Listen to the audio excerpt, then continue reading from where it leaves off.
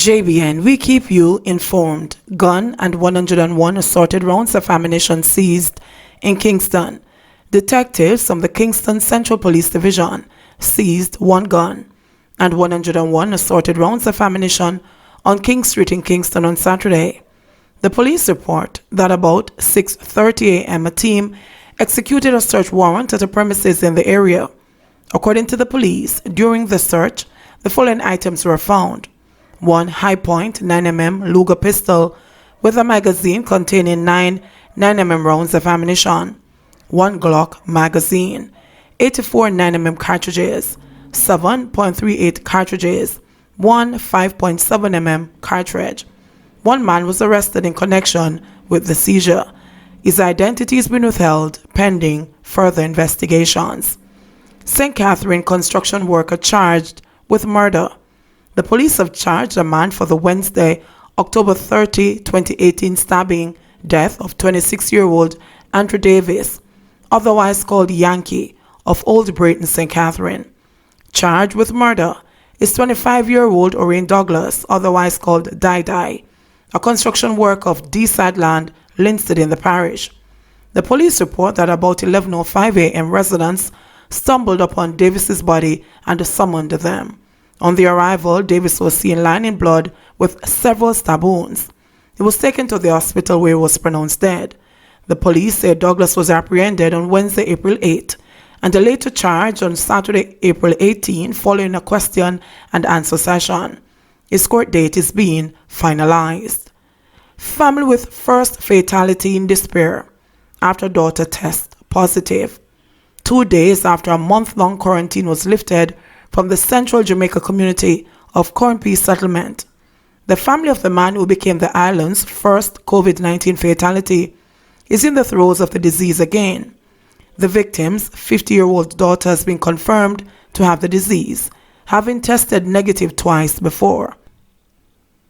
Having already claimed the life of the 79-year-old patriarch, a death initially surrounded by controversy, COVID-19 resulted in the entire community of Cornpea Settlement being quarantined on March 19. The news comes as Jamaica's coronavirus cases race towards 200, with Alorica, the epicenter of the surge of cases over the last week, accounting for at least 95 infections. As at yesterday, there were 196 infections in Jamaica and 5 related deaths. 23 new cases have been recorded in the last 24 hours. Health authorities are bracing for a spike in cases through community spread that is estimated to reach peak numbers by mid-May before the curve flattens, as infection rates are expected to fall. The Cornpea's quarantine was lifted after 6 close contacts, including the 70-year-old son-in-law of the deceased, also tested positive for the new coronavirus. The deceased 50-year-old daughter, whose name has been withheld, reported that she was briefed with the news early Sunday morning. Health Ministry officials are expected to visit the home today to exercise their protocol to effect further quarantine. Her 70-year-old husband, who was diagnosed with the coronavirus, was released from hospital last Wednesday. The elderly man said he was still wearing a face mask, but would still undergo another round of testing for the virus. He recounted his stay in the Mappin Hospital, alleging mistreatment and discrimination at the hands of nurses. "Me I'll drop off of the bed, and nobody never want to take me up. Them a talk about the virus him have, I want doctor pass, and run go call the next one and them take me up," the Clarendon resident said of his ordeal. The 70-year-old also claims that after being admitted on March 21, he woke up a day later perturbed that he had lost mobility in his legs, having suffered a stroke. He is now dependent on a walker to move around his home. Speaking of the crippling circumstances, he said he is bewildered. "Me leave home, I walk good. And me all walk going to the ambulance. And when me reach at the hospital, me walk out the hospital. Me go in the hospital fine this at the night. And Sunday morning, me wake up about 5 o'clock in the morning and can't walk." He said the stroke has left his left side numb. "Me just leave hospital and the doctor said me negative. So I don't know how them send me off to get more of the virus. I don't understand what go on. He pondered. With a 7-year-old son to care for, the parents have heightened anxiety about his future if they are both placed in state quarantine. The health ministry said there are now 119 persons in isolation and 38 in quarantine in a government facility. There are now 34 imported cases, 43 are contacts of a confirmed case, 6 are local transmission with no epidemiological link, and 113 cases are under investigation. Of the 113 under investigation, 95 cases are associated with the Portmore call center, Alarica. The business process outsourcing firm has also closed its Kingston branch. Some 686 contacts are being traced by the parish health departments across the island, including 179 persons associated with the workplace cluster. So far, 1,809 samples have been tested, 22 samples are pending. Dexta Daps to remain in custody.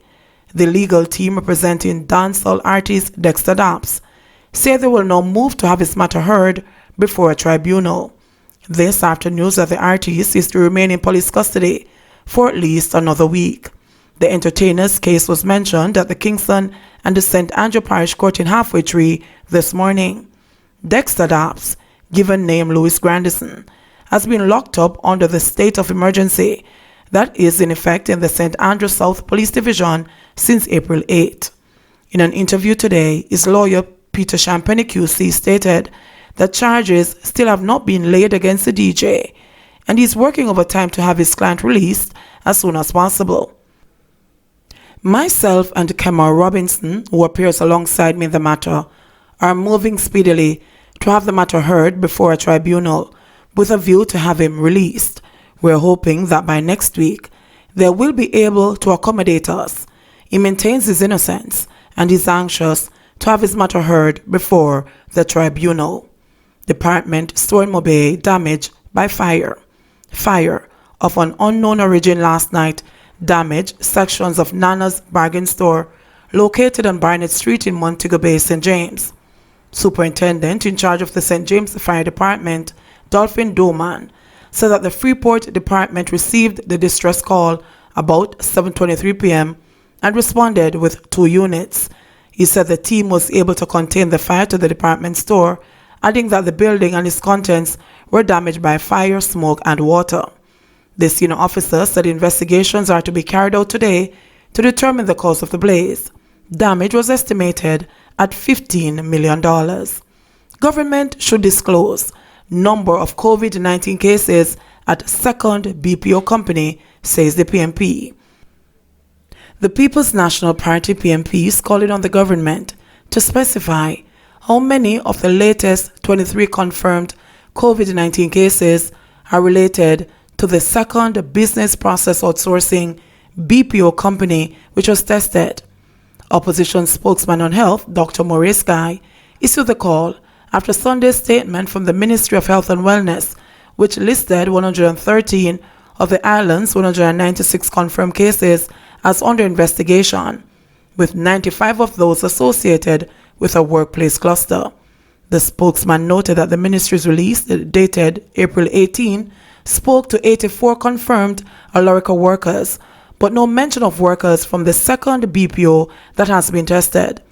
The Ministry of Health and Wellness in their release need to be transparent and indicate in this particular instance what are the numbers from Alarica and what are the numbers from the other BPO entity which was tested, Guy said.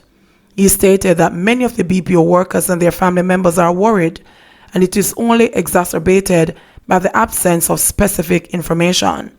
Guy said the nation has a right to know if the other entity had any positive COVID-19 test and what measures will be put in place. Unruly group host pool party while owners are away. After the numerous advisories issued by the government urging persons to practice social distancing and to remain indoors to contain the spread of COVID-19, some persons not only disregard the rules but did it on private property. After Angela Eastwick left her premises in Negril, Westmoreland last Friday, a group of persons snuck onto her property and held a pool party. My family and I went out for about 2 hours to run a couple of errands, and we came back to strangers having a big pool party in our pool. Our property is a guest house with a pool and a bar, so in normal times it's open to the public and the people, but it has since been closed due to the virus, she said. Eastwick said that the group of more than 20 persons basked in the pool and explored their property. There were a lot of kids, and I'm assuming the other people were their parents. It was probably the most bizarre thing I've ever experienced, because as we know, everywhere is closed. We're not allowed to be having these kinds of gatherings, she said. The trespassers even clothed themselves in the family's swimming gear. Some came with their bathing suits, bath hats, and I'm assuming they had their towels and stuff.